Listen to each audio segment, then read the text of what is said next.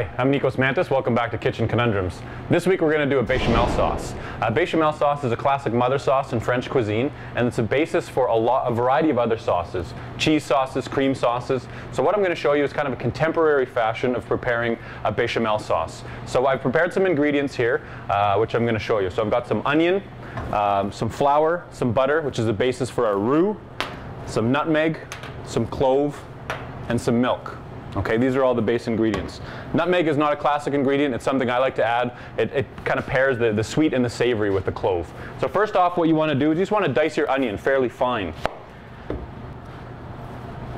So I've got some nice fine diced onion. So what I'm going to do is I'm going to take my butter. You want to make sure that you have equal amounts butter and flour by mass, which is going to make a good roux for you. So first I'm going to take my butter over to my pot on the stove.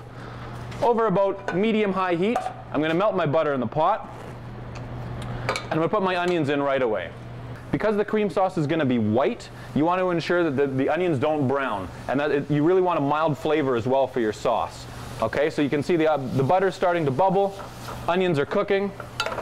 Now a classic bechamel does not have the onions and herbs incorporated. A classic bechamel, you would take a whole onion and you would stick whole cloves in your onion, and you'd submerge it in milk and steep it, kind of like you would a tea. Then you would strain off the onion and the clove, you'd have your flavored steeped milk, and you would just start your bechamel with the classic roux. So the butter and flour in the pot, you'd cook that, and then you'd add your steeped milk. Now this is, like I said, a contemporary preparation of a bechamel, so I'm just leaving my onions right in. To me it's fine, I get that flavor. If you didn't want the onion flecks in the texture, you could strain the sauce after. At this point I'm going to add my flour. Okay, so I've got equal parts in mass of flour to butter. Now you want to stir this really well and make sure it incorporates fully. You don't want to see any flour left in the pot. So as that's on the stove, we're going to grab our seasonings. So we're going to add our clove and our nutmeg. Just going to incorporate that in really well. So I'm going to add milk, just a little bit at a time.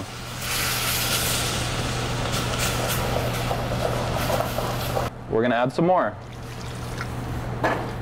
Once again, little doses at a time. And basically you want to do this process until you get your desired consistency. So this bechamel we want fairly thin, depending on what you're using it for. Now, if I wanted to use this for a cheese sauce, maybe I was making macaroni and cheese, or putting it over cauliflower, you would want it fairly smooth, kind of like a cheesy texture, right? A melted cheesy texture. Now if you wanted to make something a little richer, a cream sauce, once you reach your desired consistency, you can add heavy cream or whipped cream. That's going to give a richness to the sauce. And what you would do at that point, add a little bit of heavy cream, and then just simmer it until you get your desired consistency, and then you could add any range of flavors to it. You could add herbs, which is really nice aromatic flavors for chicken or fish. Really you could play with it as much as you wanted to. So there I've got my desired consistency, and what I look for is for a sauce to coat the back of a spoon. Okay, so when I take my sauce out, you can see it's coated the back of a spoon.